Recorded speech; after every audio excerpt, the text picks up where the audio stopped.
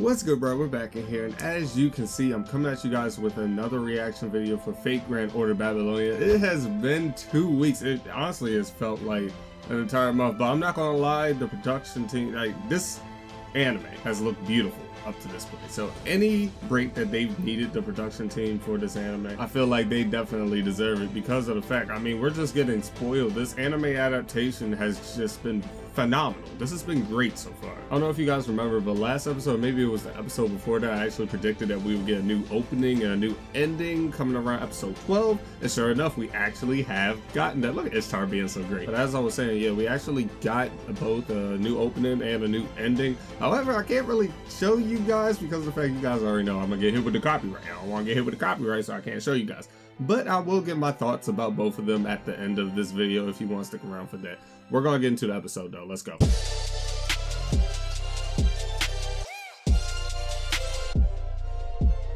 When we left, I was ready to say, hold on, yeah, this man Gilgamesh was literally dead at the end of the last episode. I would be so shook if I were them right now, just because of the fact their leader is literally gone. He is dead. Sindari, oh my goodness, I hate seeing her cry like this. Everybody was getting inflicted by death though. It wasn't even just Gilgamesh. The entire nation was getting hit by that thing. If only the rates for death were really that high in Fate Grand Order, you know, the actual game, you know, that would be great. We about to pull up on my girl, Arash. I can finally say her name. I haven't been able to say her name throughout the entirety of this anime, but it looks like we're finally going to be able to pull up on Arash. We're going to be able to talk about Arash. I don't have to say quiet anymore. I've been waiting for this for a very long time. They thought Ishtar was a part of the Three Goddess Alliance, and that's not my girl Ishtar. It's not. Everybody over here mad confused. They don't know what's going on. They're like, huh? Ishtar isn't a part of the Three Goddess Alliance? But no, it isn't Ishtar. It's actually Arash, who is actually the third goddess in the Three Goddess Alliance. Oh, come on. Basically, from what they're understanding so far is when Ishtar was actually summoned, that's who they were originally trying to summon.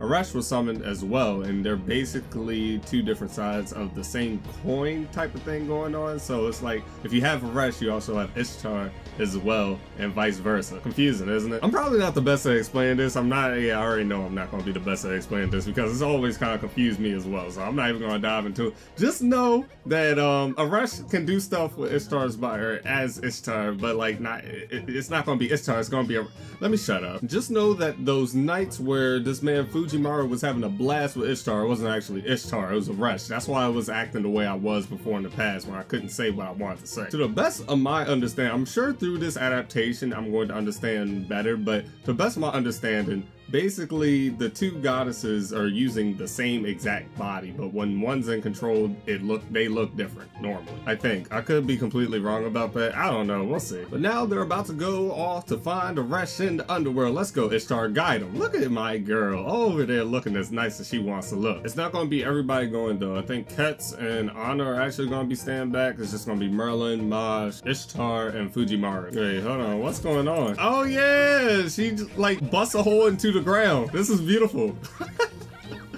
Yeah. Ishtar, go crazy. There you go, baby girl. Yeah. Everybody else is over there shook. I'm noticing that Merlin is actually not around, so I guess I was wrong about that. No Merlin, but we do have Maj, Fujimaru, and we do have Ishtar. Now we're in the underworld. In this anime, the underworld is actually under the ground. Like the underworld is like, it's under the world. You get me? You got me? All right, we're here now. That's why she had to bust a hole through the ground.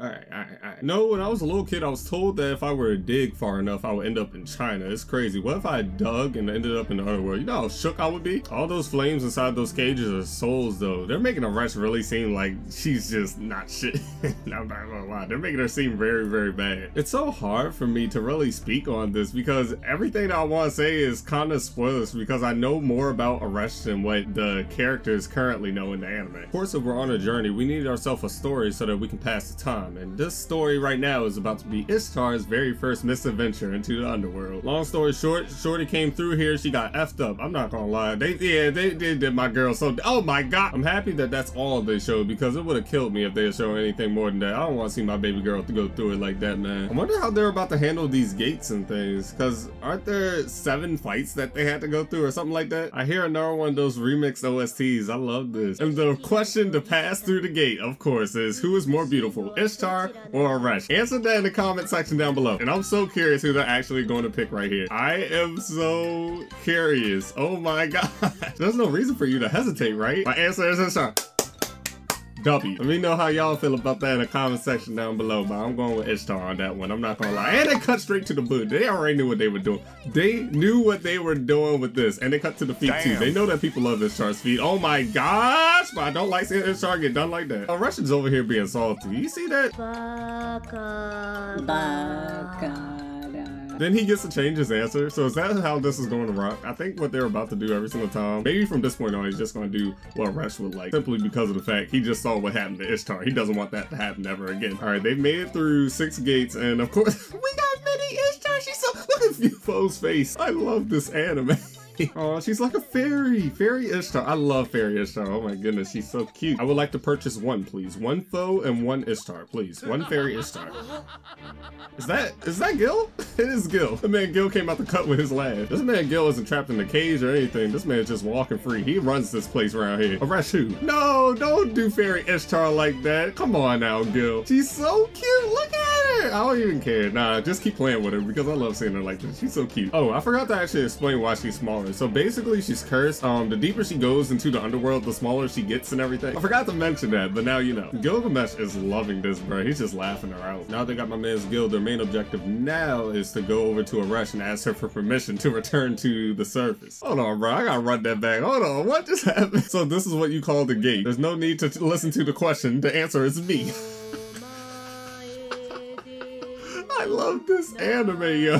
This fan Gilgamesh is just so, oh my, he's too much. They're explaining a little bit about Aresh right now, basically saying how she really hasn't had anything other than the underworld. You know, she's the complete opposite of Ishtar, who actually obtained basically whatever she wanted. Ishtar was spoiled. Aresh got none of that. Aresh wanted to be great, but she was never able to be as great as she wanted to be. It's sick to see. But only having the underworld has not necessarily been a completely awful thing. I mean, down here in the underworld, she can do basically whatever she wants in terms of whooping someone's ass. I mean, nobody can really stand up to her. Nobody can really contest her. Down here, her power is absolute. She runs this. Bruh, how cold is it down there? Some nonsense is about to occur down here in Kerr. They're animating this so well. The entrance of Aresh Kagam. They could really just die from freezing to death now they're down here. That's the craziest part about it, but they're not about that. Nah, look at Gil's face. He is not impressed at all. He is not putting up with this. She is here. I am Aresh Kagam. Aww. They're gonna end it right there. I want to see something, man. Show me a fight in the next episode. I wonder how they're going to handle that, though. I'm not gonna lie. I don't want to see the big skeleton do the fighting. I want to see Aresh in her beautiful blonde form do the fighting. That's gonna be cool. Let's talk about this opening and ending a little bit, though, before I do give all my thoughts on the episode. Let me just talk about this real quick. Just to avoid copyright, I'm just going to pan through it. So this part right here, I can't really say what this symbolizes because this could spoil a lot of people who are anime onlys.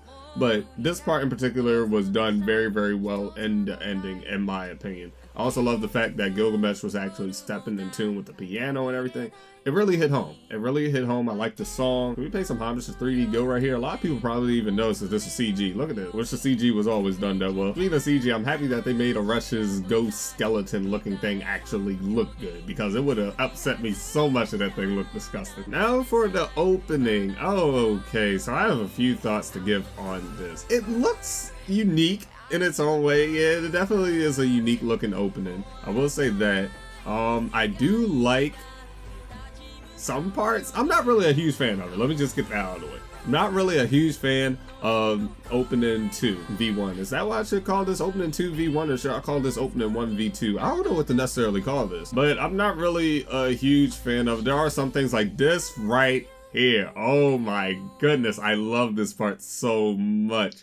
And we also got to see this part, which was done pretty well. This is something that I really slept on when playing the game. I went back to a specific part in the game and I realized why they had a deeper connection to what it really seemed. I was impressed. I was very impressed that they actually went through and did that. I say connection. Let me just say they had an interaction. It might seem like I'm talking in code to some of you guys just because of the fact some of you might not have played the game, and some people might have played the game and not even understand what I'm showing you right here, but I I can't talk about it until they actually adapt it to the anime, guys. I can't really say my full thoughts on it until they adapt into the anime. Other than those things, I'm not really too wild on really too much. I mean, these things, no, I do like this style they went for the hype moment in this opening. If you guys recognize this, these are basically pretty cool action scenes or action moments from the first part of the anime, episode 0 all the way up through episode 11. It's basically a compilation of that. But the way they handled everything in the opening at this part made it look like ancient hieroglyphic looking, I don't know what to really call it, but you get what I'm talking about. It looks very nice. You guys can see how they really went about making the characters really dark, but they also highlighted some of the bright colors and everything. That was really well done in my opinion. And the last thing I really want to talk about in this opening that I feel like I should talk about, they did this very, very fast and I did not even notice this until it was shown off on Twitter. This right here, I cannot say what it is because I don't want to spoil people, but just know, oh my goodness, I'm hyped. Let's see. So they do that really fast, really fast. I'm probably gonna have to edit the video so you guys can see everything really quick, but just know that was good. That was very, very well put in my opinion. Last but not least, my final thoughts on the episode. I mean, you guys should have been able to tell. Really entertaining episode. I really liked it a lot. Didn't have fighting in it at all. I don't think we had any fighting in it at all. But they always find a way to provide us with thorough entertainment, even without the fighting in the episodes. That's about it for this video. If you enjoyed it, make sure to leave a like on this video. Comment down below how you felt about this episode, how you felt about the video. Stan Fairy Ishtar, join the Discord. And I do hope you all have a wonderful day, alright? Subscribe to the channel. I'm out, bro.